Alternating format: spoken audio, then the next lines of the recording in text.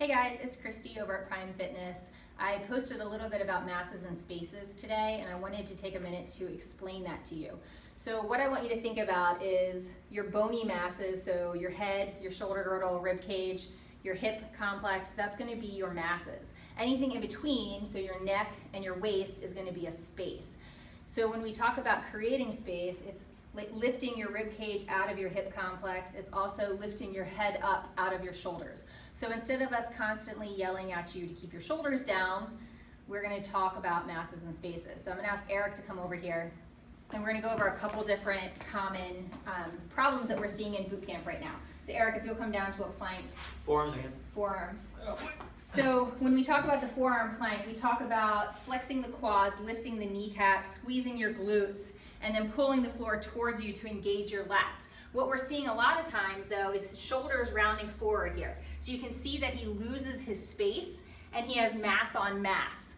So if we talk masses and spaces, he creates that space here, and then he also creates space between his rib cage and his hips. We can take that up to a forearm plank if you don't mind, Eric.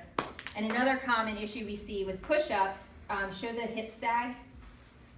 You might want to go sideways. Let's turn him sideways so you guys can see. We see this all the time in boot camp, the hip sag, okay? That is a hip sag in a push-up. That is a no-go. As you can see, he loses the space between his two masses of his rib cage and his hips.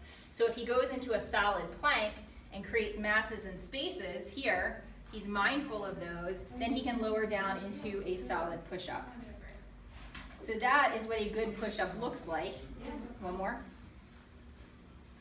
Good job. And then we can take it standing up into the TRX. So again, anything that you do on the TRX, you should think of as a plank. It's just a moving plank. So we'll go into a TRX low row.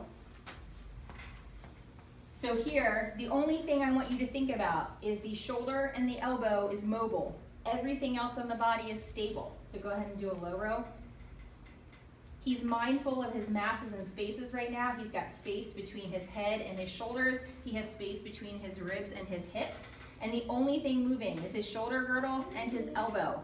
That is it. Everything else on his body is stable in a solid plank. This should be hard. Make your exercises hard. We don't want them to become easier. Every time you work out, an exercise should become harder and harder. Okay?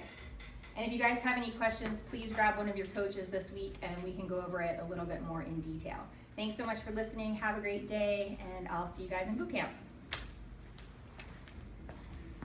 Hi, bud.